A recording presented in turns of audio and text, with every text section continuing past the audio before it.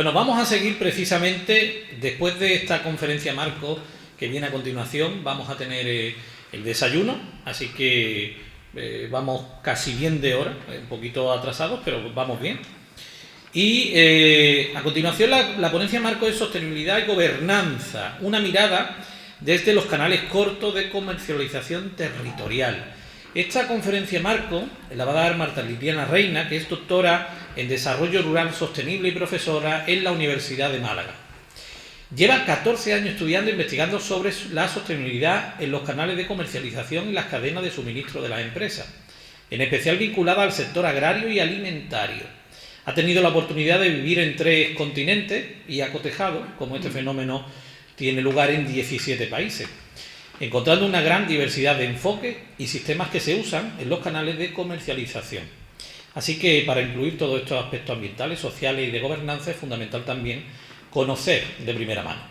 Ha escrito más de 35 artículos científicos sobre sostenibilidad en los sistemas alimentarios y ha participado en 24 congresos nacionales e internacionales con trabajos relacionados con los canales cortos de comercialización.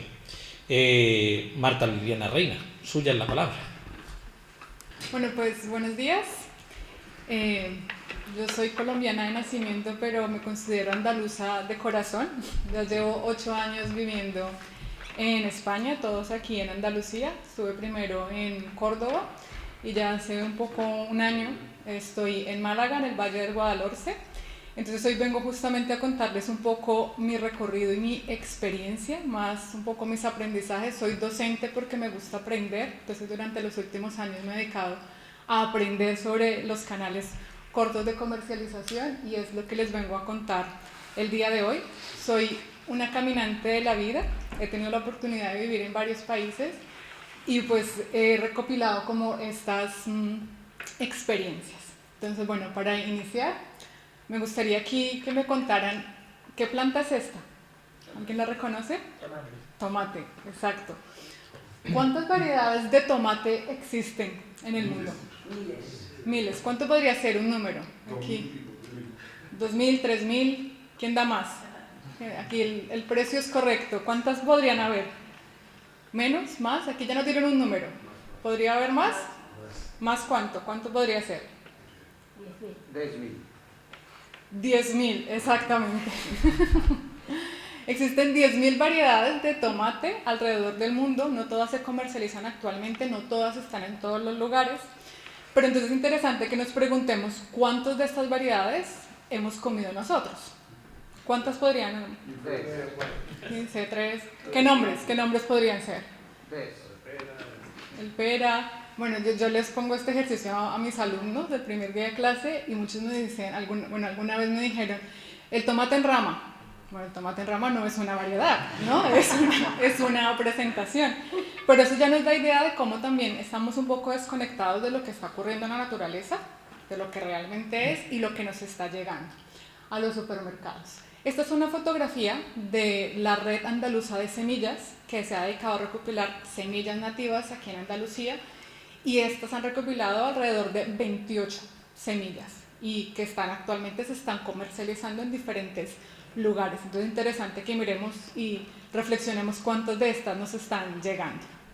Veamos ahora estas 2 fotografías también relacionadas con el tema del tomate. Lo mencionaré en varios apartados de esta presentación.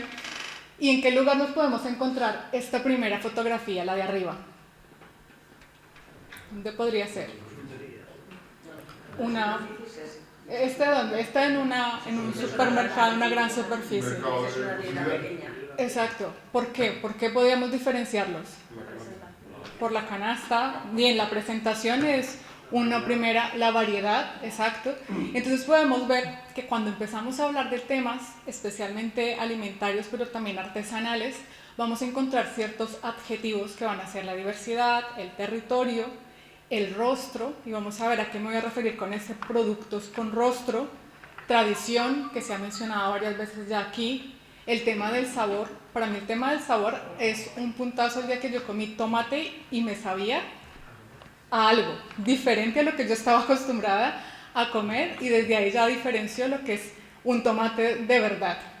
Y luego encontramos los otros, un poco del otro extremo, bueno, que son productos higiénicos sanitarios, cumplen la normativa, son estándares en su mayoría, un mismo tamaño, un mismo color, una misma presentación. Tiene un tema de lejanía en el sentido de que muchas veces no sabemos de dónde vienen estos productos, no conocemos el territorio donde ha sido, las personas que lo han producido o los han elaborado. Y también hablaríamos de un tema de permanencia. Muchos de estos productos son permanentes, es decir, los encontramos, su oferta es constante.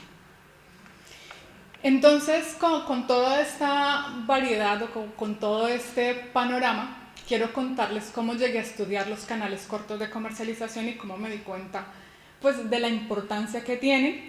He hecho un recorrido en Colombia y luego me surgió como este interés que les quiero contar de dónde viene, y hice mi tesis de doctorado, la hice justamente aquí en Córdoba, en la Escuela de Agrónomos, y me dediqué a investigar sobre los canales de comercialización, y es lo que quiero contarles hoy, las conclusiones a las que llegamos, especialmente vinculados con temas de la sostenibilidad, la gobernanza, que es un tema muy importante del que también se va a empezar a hablar mucho en Europa, y qué factores claves permiten el desarrollo de este tipo de canales. Y al final pues contaré un poco mis aprendizajes y mis reflexiones al respecto, ¿vale?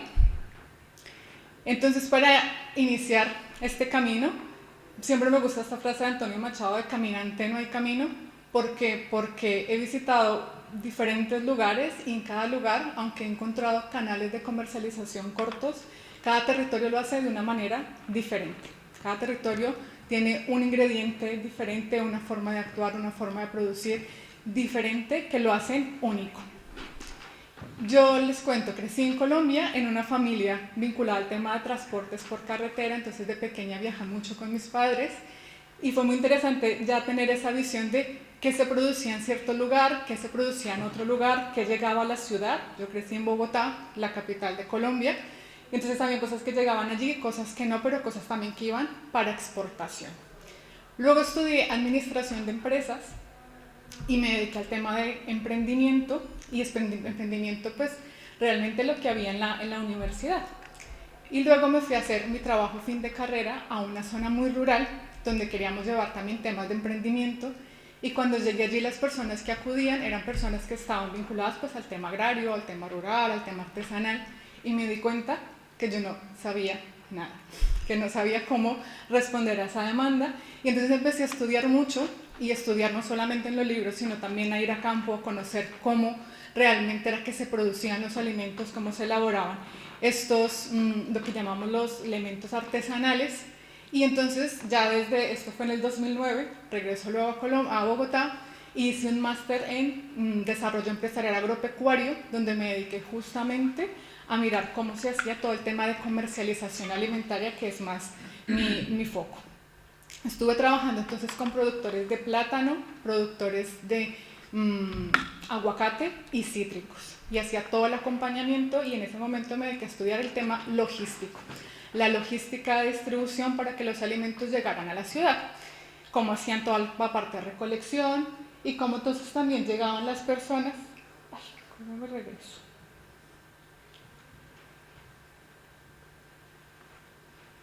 Cómo llegaban entonces los productos a Bogotá, en este caso, como en este caso, por ejemplo, tenía que pasar el productor tenía que llevarlo a una orilla del río, luego tenía que pasar el río en una canoa, luego se llegaba en un camino y llegaba a Bogotá 6 horas, y cuando llegaba el productor a vender su producto, las personas consumidores le decían, pero ¿por qué está tan caro? ¿No? Entonces, claro, no teníamos ese conocimiento como consumidores de lo que realmente estaba pasando atrás. Luego estuve trabajando con comunidades étnicas, que también aquí entonces viene un tema muy importante, que es los productos étnicos, los productos artesanales. Estuve también con plazas de mercado, trabajando con los comercios, ya como sabemos entonces un canal corto puede ser venta directa, pero también puede ser a través de un intermediario. Y finalmente fui a Egipto, estuve 4 meses allí investigando cómo se hacía todo el tema de comercialización agraria en este país a través de las cooperativas, que tienen un sistema muy interesante allí. Y cuando estaba allí me di cuenta que quería regresar a la academia y quería seguir estudiando, que era este fenómeno que llamamos canales cortos de comercialización, pero ya un poco sentando bases conceptuales. Así llegué a España, hace 8 años en la Universidad de Córdoba y estuvimos allí analizando, y primero quería estudiar lo que conocía ya en Colombia, pero me di cuenta que había una gran variedad de iniciativas en Córdoba, y entonces vi la gran oportunidad de hacer un estudio comparado entre lo que encontraba en Córdoba y lo que encontraba en Bogotá. Y así realicé mi tesis de doctorado. ¿Qué nos preguntamos en esta tesis? Entonces, primero lo que hicimos fue, queríamos analizar qué es lo que hace diferente estas iniciativas, cómo las diferenciamos de lo que ya sabemos que es la gran distribución, pero cómo podemos, qué otras características las hacen diferentes. ¿Realmente son más sostenibles o es solamente una idea romántica que nos queremos vender? Y cómo se ponen de acuerdo, que es el tema de gobernanza. ¿Existen otros mecanismos en que las personas se pongan de acuerdo fuera de esta economía capitalista? Y finalmente preguntamos, bueno, ¿cuáles son esos factores que permiten que estas iniciativas emerjan y se desarrollen? Como ya les conté, entonces hicimos el estudio comparando lo que había en Bogotá y Córdoba, dos ciudades totalmente diferentes. Bogotá, 11 millones de personas, 2.600 metros más cerca de las estrellas. Córdoba, 350.000 personas, un núcleo urbano mucho más pequeño y también pues con muchas más relaciones sociales. Y bueno, ¿qué encontramos? Y lo primero que encontramos, al empezar a hacer como la caracterización de las iniciativas, fue que estos canales cortos de comercialización necesitaban un apellido, que va a ser la T que le hemos agregado. ¿Y por qué empezamos a ver esto? Bueno, sabemos especialmente en el tema alimentario, sabemos que tenemos un sistema bimodal, tenemos por un lado un sistema agroalimentario global, caracterizado pues por la gran distribución, las largas cadenas de distribución que existe, y tenemos otro que son unas redes alimentarias alternativas que aquí encontramos lo que llamamos más locales, más territoriales. Les pregunto, ¿cuándo es la época del tomate? La época natural del tomate. En el verano. ¿Pero cuántos hemos comido salmorejo en diciembre? En enero. Entonces, ¿de dónde vendrá el tomate que nos comemos en diciembre, en enero? De Almería. ¿De dónde más podría venir? Bueno, los del año pasado, en enero estábamos comiendo tomates de Holanda, en Andalucía, porque ya Almería no tenía... Entonces, ¿qué pasa? La mayoría nos alimentamos de productos, tenemos esta bimodalidad. Una parte del año nos alimentamos de productos locales, otra parte del año nos alimentamos de productos que vienen de este sistema globalizado. ¿Qué pasa? Que muchas personas no saben, y lo hablo por ejemplo, mi alumnado, muchas personas les pregunto, ¿cuándo es la época del tomate? ¿Cuándo es la época de la naranja? ¿No? Que estamos justo ahora. Y están totalmente desconectados de cuáles son estas épocas naturales, es decir, como personas consumidoras nos falta mucha educación alimentaria. ¿De acuerdo? Si nos focalizamos en las redes alimentarias alternativas o estos canales mucho más cortos, vamos a encontrar que existen dos modalidades. Existe una modalidad que son los que hacen autoconsumo, entonces personas que siembran, cosechan o que fabrican alimentos elaborados, transforman ciertos alimentos pero únicamente para su autoconsumo, y luego otros que sí tienen una parte más de comercialización y de intercambio. Pero si a esto le agregamos el tema territorial, y recordemos que es un concepto, el concepto de territorio es los recursos naturales que tenemos, las personas que están en ese territorio, y cuando hablamos de las personas estamos hablando de todo su bagaje cultural, su bagaje social, y aparte las interacciones que crean estas personas y las personas con el territorio. Así entonces tenemos ese enfoque territorial. Entonces, ¿por qué no llamar a estos canales cortos de comercialización territoriales? Y fue una de las primeras cosas que hicimos en mi tesis. ¿Por qué? Porque en la teoría de comercialización y de distribución comercial, en la asignatura que yo doy en la Universidad de Málaga, cuando hablamos de un canal corto, únicamente estamos hablando que existe un intermediario. Entonces, muchas grandes superficies son el único intermediario porque le compran a un gran productor y le están vendiendo directamente a la persona consumidora. Entonces, técnicamente es un canal corto, pero no engloba lo que nosotros que estamos hablando aquí, de la tradición, del sabor, de todo el beneficio que trae para el territorio, y por eso quisimos agregarle esta T de territorial. Entonces vamos a hablar de canales cortos de comercialización territoriales. Adicional, entonces, dijimos, estos canales cortos tienen dos elementos importantes. Aportan a la sostenibilidad y aportan a la gobernanza, ¿no? Cómo se ponen de acuerdo, que ya más adelante extenderé este concepto. ¿Qué formas existen de canales cortos? ¿Qué formas existen y cuáles de ustedes conocen de los que están aquí? Entonces tenemos mercados de productores y productoras, ¿no? Es una de las formas como que más se está utilizando para dar a conocer los tipos de productos. Tenemos el sistema de cestas. ¿Conocen el sistema de cestas? Una persona productora que ofrece una canasta o una cesta con diversidad de productos, y aquí interesante, va cambiando de acuerdo a la temporada. Entonces nos va a ofrecer, ahora nos ofrecerá naranjas, en verano nos ofrecerá los tomates. Luego tenemos tiendas especializadas, ¿no? Que sabemos que encontramos productos de temporada, productos locales o productos con denominación de origen, por ejemplo, que es una de las maneras también. Tenemos luego tiendas de barrio, plazas de mercado, y les pongo un asterisco porque muchas veces en estas tiendas de barrio, plazas de mercado, podemos encontrar tanto producto que tiene las características de territorial como producto que viene de Mercamadrid, ¿de acuerdo? Entonces aquí es importante también fijarnos en esto. Tenemos también grupos de consumo, que son grupos de consumidores que se reúnen y pactan con una persona productora comprar los productos. Y luego tenemos cooperativas de productores y consumidores, que estas cooperativas han creado algunos supermercados. Por ejemplo, en Córdoba tenemos el caso de Almocafre, en Sevilla tenemos La Ortiga, que son supermercados creados por personas consumidoras. ¿Cuáles son las características básicas de estos canales cortos de comercialización territoriales que encontramos? O sea, que lo que nosotros encontramos en común, tanto en los casos de Bogotá como en los casos de Córdoba.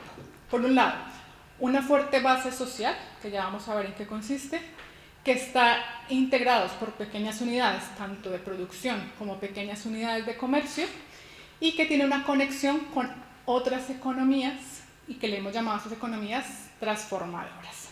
Veamos. En la base social, ¿qué hicimos? Hicimos un mapeo de todas las iniciativas que habían en Córdoba y en Bogotá, y lo que quisimos mirar era cómo se relacionaban ellos en dos aspectos: en la parte comunitaria, con quien compartían información, con quien organizaban, por ejemplo, este tipo de eventos, y luego la parte económica, para ver quiénes estaban allí integrando estas redes. Entonces vemos cómo se formaban redes, y cada puntito que vemos aquí de color diferente es un actor. Entonces, por ejemplo, los actores en verde son los que son de productos primarios, luego tenemos productos transformados que son en naranja, los de puntito azul son puntos de comercio, y entonces vemos cómo se estaban allí relacionando. Las líneas que vemos son relaciones, con quién compartían información, de qué asociaciones hacían parte, y esto nos permitía ver también quiénes eran los nodos centrales. Es decir, un nodo central es que cuando este nodo se va o este actor se va, la red se va a fragmentar. También teníamos entonces la pregunta de nodos de relaciones comerciales: a quién le vende y a quién le compra. En las relaciones comerciales disminuye el número de nodos, porque entonces ya, aunque hay muchas organizaciones que sí están trabajando, haciendo la promoción, la sensibilización, pues a la hora de comprar y vender disminuye este número. Aquí interesante lo que encontramos es que existe diversidad de actores. ¿Qué quiere decir? Teníamos, por ejemplo, los productores, tanto de frescos como transformados, teníamos colectivos sociales, puntos de comercialización, ONGs, estaba también la universidad, instituciones públicas que estaban allí generando esta red. Y esta red es lo que hace posible los canales cortos de comercialización. Es decir, si tengo un solo actor aislado, no voy a poder generar una red y no voy a poder sacar realmente un territorio con este tipo de iniciativas. Otra de las características que encontramos son que existen pequeñas unidades, tanto de producción como de comercio. En el caso de Colombia teníamos muchas economías vinculadas al campesinado, lo que denominamos economía campesina, vinculadas a la agroecología. En el caso de España también teníamos mucha agricultura ecológica certificada, que esta era como la gran diferencia. En Colombia hay muy poco certificado, agroecología o prácticas racionalmente más amigables con el ambiente. Y luego en temas de comercio era comercio local, comercio de barrio, y esto le otorga una característica importante, que son los productos con rostro. Ya lo había mencionado. ¿Qué son los productos con rostro? Que ya entonces conocemos de dónde viene ese producto o quién me lo ha vendido, ¿no? Entonces muchos tenemos ya el frutero donde siempre vamos. Entonces ya conozco al frutero, la frutera y siempre me vende el producto que yo quiero. Por ejemplo, el collar que traigo hoy fue el trabajo que hice con mujeres indígenas de la Amazonía en Colombia. Entonces ya este collar, por ejemplo, no es un collar, es un collar artesanal elaborado por mujeres indígenas. Entonces ya le ponemos un rostro o le ponemos un apellido. Por esto es muy importante siempre entonces no dar como por sobreentendido de dónde es el origen, sino que tenemos que realmente destacar el valor que tienen los productos, ¿de acuerdo? Yo recuerdo la primera vez, una vez que fui a comer en Álora, que es donde yo vivo ahora, y había en el menú tomates del terreno. Entonces yo me quedé pensando, tomates del terreno, y le pregunté a la camarera, pero ¿del terreno de quién? Porque claro, para mí era, claro, el tomate del terreno pues es como una variedad, sin ser científica, pero que se da en esta zona. Pero claro, al final siempre estamos vinculando tomates de tal territorio o un elemento, un producto de un territorio. Por eso es muy importante en este tipo de iniciativas el tema de ponerle rostro o de ponerle apellido. Y luego encontrábamos que estas iniciativas están muy vinculadas a economías transformadoras. Especialmente teníamos lo que es la economía social y solidaria en los dos países, y luego temas de comercio justo, tanto certificado como no certificado. Comercio justo para temas de artesanías se utiliza mucho, hay unas certificaciones, certificadoras que se dedican a hacer eso, que asegura que la persona productora o la persona que ha elaborado, la persona artesana, ha recibido un precio justo por su producto, ¿de acuerdo? Pero también existe un comercio justo no certificado, donde también pues, se hace todo el trabajo de decir si la persona ha recibido un precio justo. Y luego tenemos un caso especial aquí en la Subbética cordobesa, en Cabra. Subbética ecológica tiene una certificación que se llama Economía del Bien Común. Entonces están impulsando todo el tema de bienestar en su territorio, de economía, porque vamos a ver, nadie pone una empresa, pone un negocio para no recibir beneficios económicos, pero que no solamente beneficia a esta asociación, sino que beneficiará a toda la población, a todo el territorio que estaba allí de otra manera. Entonces, también es interesante ver que no solamente está el capital centrado, sino que también tiene otros indicios u otros beneficios allí. Y luego entonces decidimos analizar cuál era el aporte a la sostenibilidad. Entonces ya dijimos qué es, cómo son, y ahora aporta o no aporta la sostenibilidad. Y aquí es importante que pensemos que la sostenibilidad, porque es un término que lo hemos escuchado mucho y lo vamos a seguir escuchando, pero la sostenibilidad no es solamente un tema ambiental, sino que realmente vamos a hablar de una sostenibilidad más global. Y a mí me gusta definir la sostenibilidad como un camino que nos va a acercar a un bien superior, que en este caso es el bienestar planetario. Entonces no es que el objetivo sea ser sostenibles, sino es que vamos siendo sostenibles, ¿no? Entonces vamos recorriendo ese camino, y es un camino que se recorre de manera consciente, cotidiana y en comunidad. No podemos hacerlo solos. Entonces, ¿qué hicimos para evaluar la sostenibilidad? Definimos un modelo y aplicamos una metodología multicriterio. Entonces definimos criterios económicos, criterios ambientales y criterios sociales. ¿Y cómo íbamos a evaluar esto? ¿Cómo decíamos que los canales cortos son sostenibles, pero en comparación con qué? Entonces para ello hicimos un estudio de 4 alternativas. Entonces dijimos, van a haber 2 alternativas de canales largos, uno con producto nacional, otro con producto importado, y 2 de canales cortos, uno con un solo intermediario y otro de venta directa. Y le preguntamos a varios expertos, tanto en la parte de sistemas alimentarios como en la parte de sostenibilidad, que nos evaluaran esto a través de una metodología que está basada en un modelo de matrices, y que nos dijera qué es lo más importante para ser sostenible y cuáles de estas 4 alternativas eran las más sostenibles.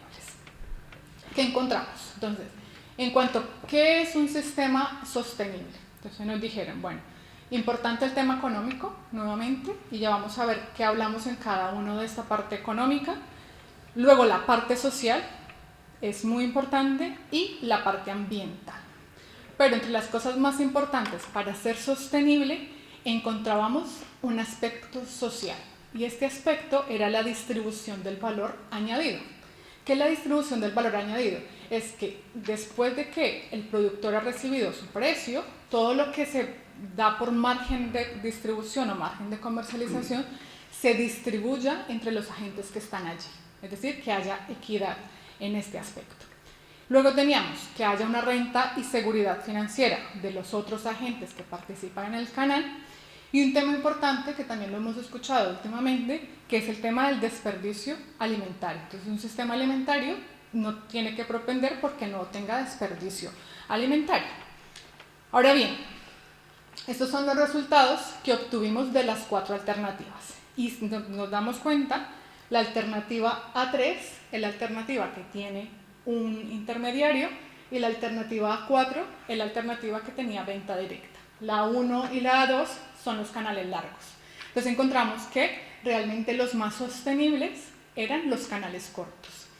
Y además, algo interesante era que, por ejemplo, en el caso de Bogotá, para Bogotá, el canal sin intermediarios era más sostenible, es decir, la venta directa, y para Córdoba, el canal que tenía un intermediario era el más sostenible. Y en aspectos concretos, ya mirando en qué aspectos eran más sostenibles, entonces encontramos en el tema de Bogotá, el tema de servicios ecosistémicos, los canales cortos apoyan más a servicios ecosistémicos y la biodiversidad.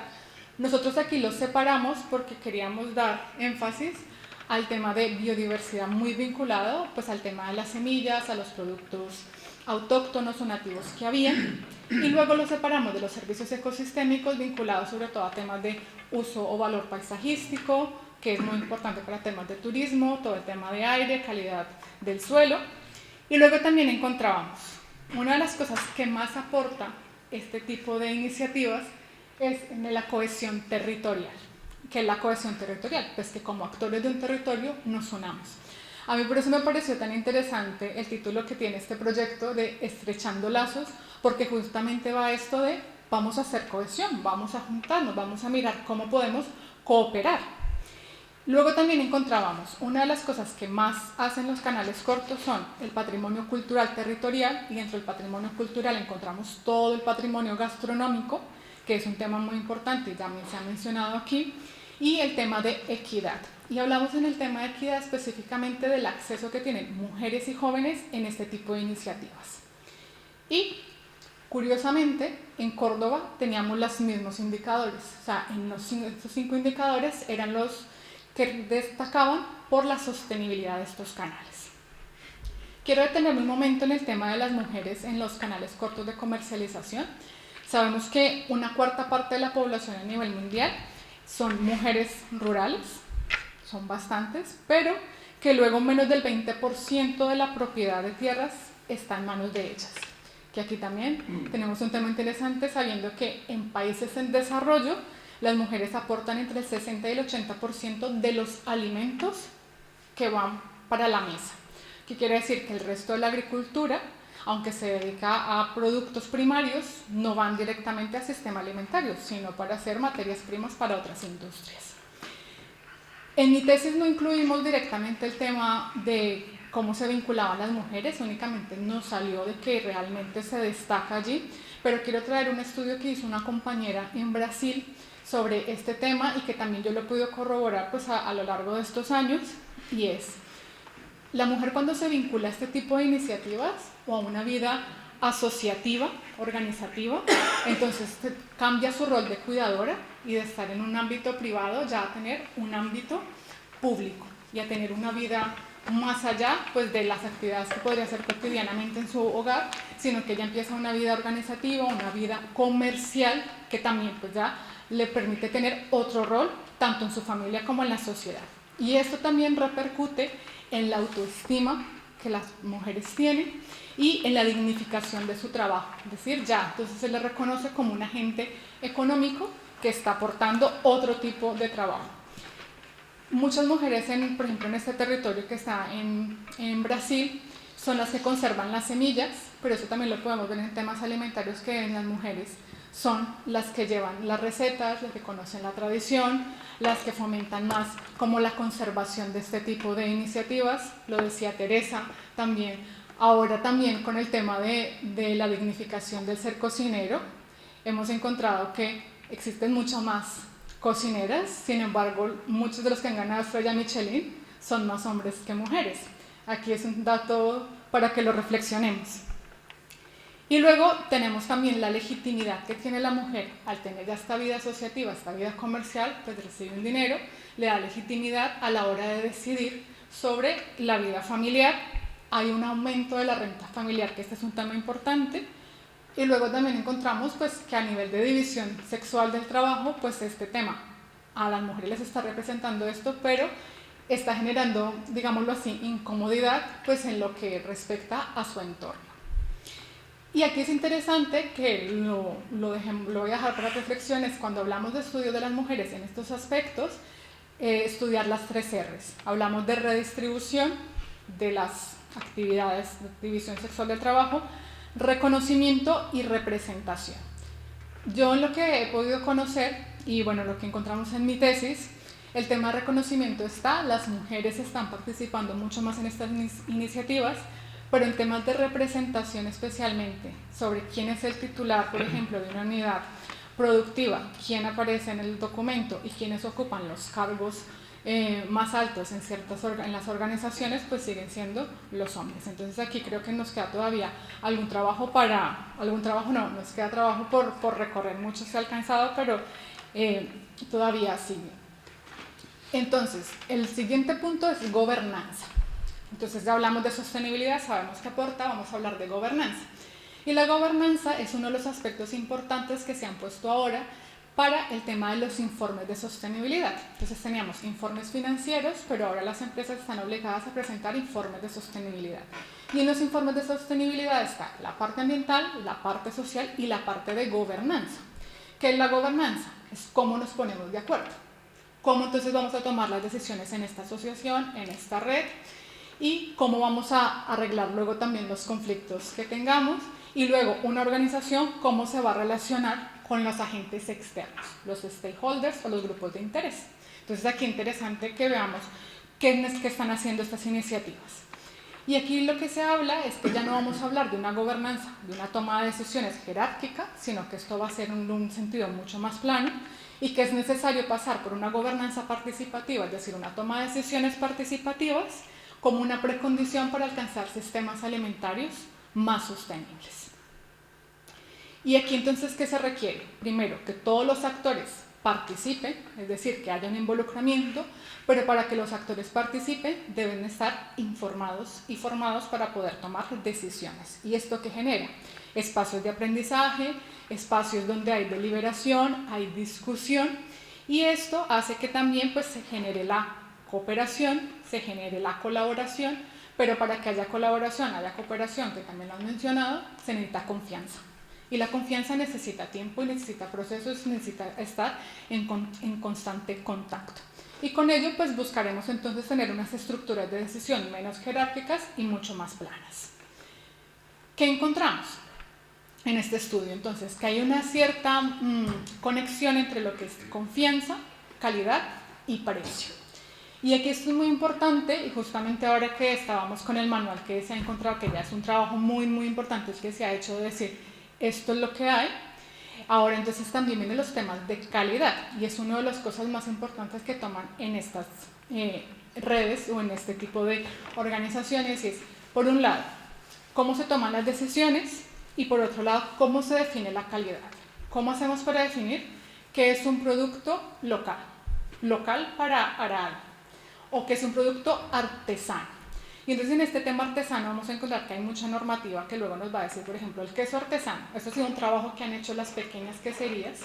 Yo he estado trabajando con ellas, la red, que se llama Pequeñas Queserías, y ellas han logrado que la AECOSAN, que es la que administra todo el tema del paquete higiénico sanitario en España, les apruebe una parte de flexibilidad para definir qué es el queso artesano a nivel nacional. Pero luego la Junta de Andalucía tiene otro concepto de queso artesano. Pero luego también hace poco salió la normativa de que es un pan artesanal. Entonces aquí viene todo un proceso que luego hay que hacer de qué vamos a definir que es un producto artesanal para este territorio, ¿no? Entonces aquí es importante, habrán algunas certificaciones externas, habrán unas certificaciones, por ejemplo, lo que es lo que es agricultura ecológica, que son certificadoras de tercera parte, pero también tenemos algunas marcas colectivas, por ejemplo, Sabor Málaga. Entonces, Sabor Málaga tiene unos requisitos porque no todos los productos pueden entrar allí, y eso hace parte de ponerse de acuerdo. O los sistemas participativos de garantía, que son como sistemas que tiene una misma organización. Y luego teníamos también el tema de confianza, colaboración, y aquí entramos en tema comunitario y en tema de mercado. Tema comunitario ya lo había hablado, cómo se crean las redes, quién puede hacer parte de esta red, quién toma las decisiones, qué espacios de aprendizaje vamos a tener, y luego temas de mercado, que hablamos en temas de mercado, el precio. ¿Cómo vamos a definir el precio? Y aquí son dos puntos álgidos. ¿Cómo defino la calidad? ¿Cómo defino el precio? ¿Qué hemos encontrado? Tenemos un precio de consumo, qué precio se le va a dar a la persona consumidora, va a ser estable, va a cambiar cada año, va a cambiar cada mes, va a cambiar cada temporada. En temas de sostenibilidad económica, entonces existen algunos que son cuota por cada mercado que se organice, pues la persona productora que participa aporta una cuota, o una cuota anual para la asistencia a esta asociación, la participación, o una cuota de asociación como tal. Entonces, la primera vez que voy a ingresar doy una cuota para el sostenimiento de la asociación o de la red. Y algo que me he encontrado últimamente ha sido el tema de la compra fija. Yo lo había visto en los mercados de consumidores, especialmente en los supermercados de consumidores, que se obligan, entonces la persona se vincula a este supermercado y dice, cada mes voy a comprar 15 euros. Pero justamente la semana pasada estaba en Valladolid, justamente también compartiendo este tema, y me encontré con una iniciativa muy interesante, y es los mismos productores le dicen a la persona, le vendo, pero si me compra por 6 meses. Entonces ya la persona productora se asegura que tiene 6 meses de venta también fija, y la persona consumidora también sabe que va a recibir un producto. Pero eso también genera confianza. Hasta que no haya este tema de confianza mucho más avanzado, pues tendrán que utilizarse mecanismos de mercado para que esto pueda funcionar. Y finalmente hablamos de los factores claves. ¿Qué encontramos en los factores claves? Entonces, hicimos nuevamente una técnica multicriterio, entrevistamos a 29 expertos, tanto en temas de territorio como en temas de comercialización, para ver qué es lo que favorece que estos sistemas o que este tipo de iniciativas salgan adelante. Entonces mirábamos factores naturales, factores humanos e intelectuales, factores sociales, factores culturales, económicos, productivos y políticos. ¿Qué encontramos? Y aquí también salió, nuevamente para las dos ciudades encontramos lo mismo. Primero, políticas públicas que favorezcan la producción y el comercio local. Y aquí esto es muy importante hablar de que exista esta política pública, tanto en la parte higiénico-sanitaria, pero luego también ya en la parte más social, en la parte económica, y que no solamente sea la parte de producción, sino para la parte del comercio.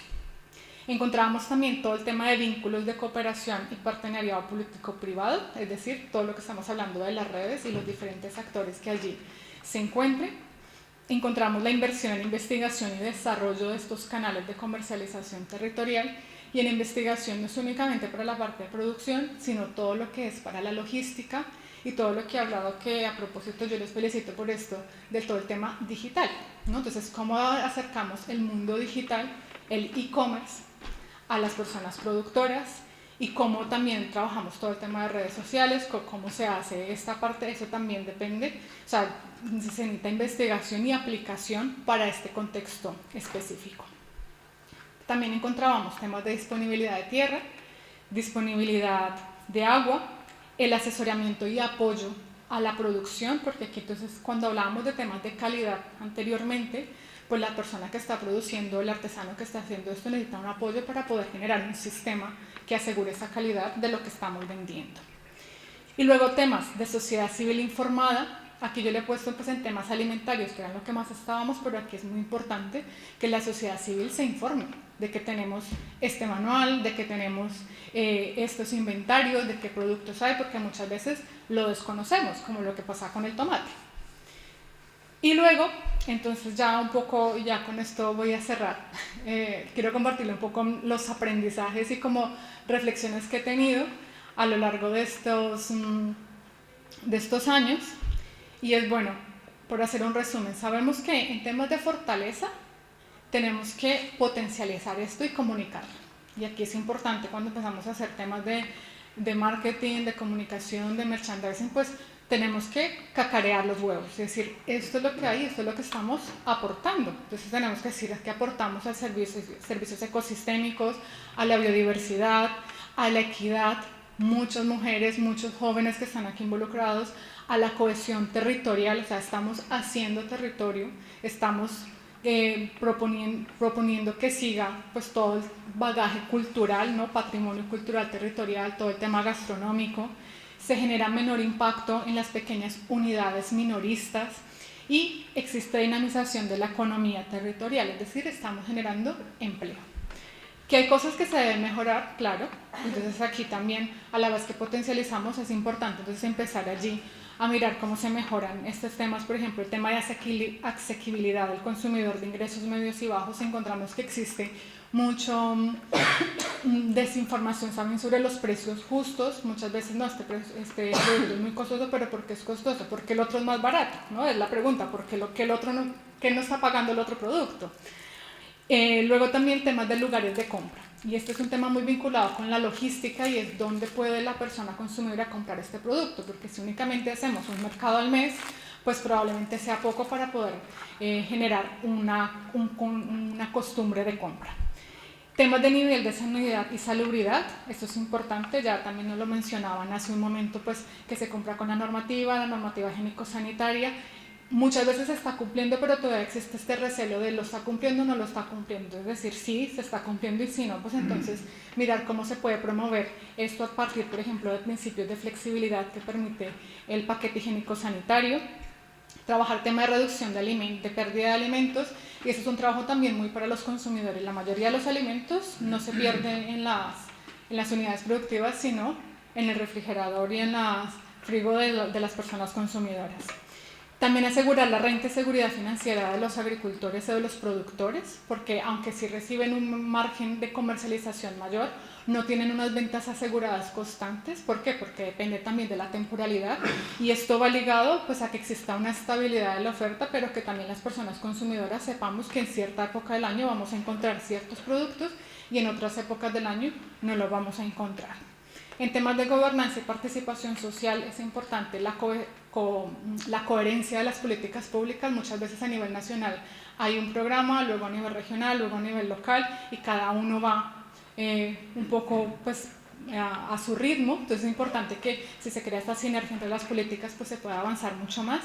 Y yo me quiero detener sobre todo en el tema de la creación de redes. O sea, yo los animo a que sigamos trabajando en el tema de creación de redes, de fortalecer esto, hacer un trabajo social, o sea, que toca esta esfera social. Pues es un trabajo lento, pero es un trabajo que a futuro va a dar los frutos. Y finalmente, en temas de sostenibilidad, yo les invito a que exploremos temas de compra pública, cómo nos vinculamos, por ejemplo, con los colegios, con los hospitales, con las universidades, que esto va a favorecer mucho pues esta estabilidad. Todo el tema de planes de formación a los que son productores, a los que están en el comercio, también muy importante que se mantenga como esa línea, esa cadena de valor, y especialmente también a las personas consumidoras. Yo creo que también es muy importante todo el tema de la sensibilización, todo el tema de las infraestructuras de almacenamiento y venta. También es importante fomentar allí esto, y la infraestructura de comunicaciones y telecomunicaciones. A mí, por ejemplo, me parece un hit que estemos grabando esto y que luego lo podamos transmitir y que podamos llegar a otro público que no está aquí, porque hace parte de esta manera de adaptarnos a las condiciones que también tenemos actualmente.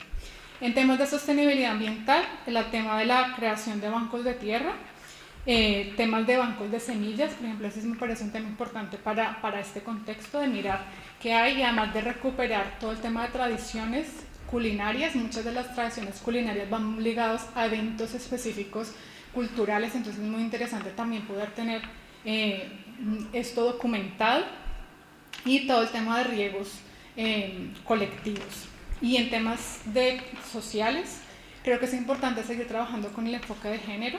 Creo que es importante darle visibilidad a las mujeres que están allí, que sean estos productos con rostro también, que ellas sean protagonistas. todo el tema de recuperación de saberes locales. A mí me encantaba el tema del yeso, no tenía ni idea, pero esto debe ser una técnica también específica que debe haber allí. Y finalmente, bueno, campañas de sensibilización a las personas consumidoras. Creo que este va a ser también un punto clave, empezar por la educación, empezar por los colegios, empezar a que conozcan también qué es lo que tiene el territorio y cuál es la riqueza que hay.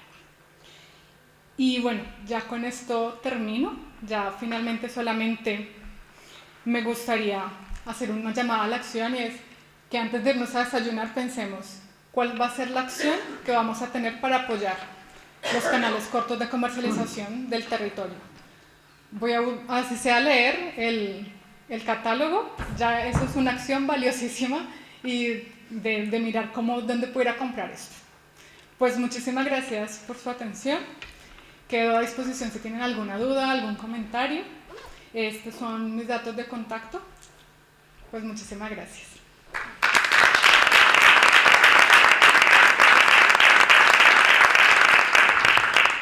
Decía Marta Lubiana aquello de la acción, ¿verdad? Todo hay que llevarlo a la acción. Vamos a retar, ¿no? Tere, retamos, que esto es algo importante también. Fíjense, ha dicho poner rostro. Poner rostro es muy importante. Y generar algo como el rostro es ponerle al mapa que tenemos los 8 municipios algo en común, ¿no? Estamos haciendo acciones en ese aspecto, y es muy importante que busquemos por ahí. Serranía, suroeste, sevillana. ¿Pueden ser las 3 S? Por ejemplo, ¿verdad? Pues la estaba escuchando y digo, todos los parámetros confluyen en uno. Y ahí es donde hay que hacerse fuerte. Decía también anteriormente Tere el tema de que darán los monumentos y los documentos, ¿no? Vamos a hacer un documento, vamos a hacer una foto de familia. Voy a poner el roll-up aquí en el centro, y por favor, todos en familia nos colocamos para hacernos una foto. Después haremos otra foto en la segunda parte de la jornada, una vez que terminemos la foto, media horita y desayuno.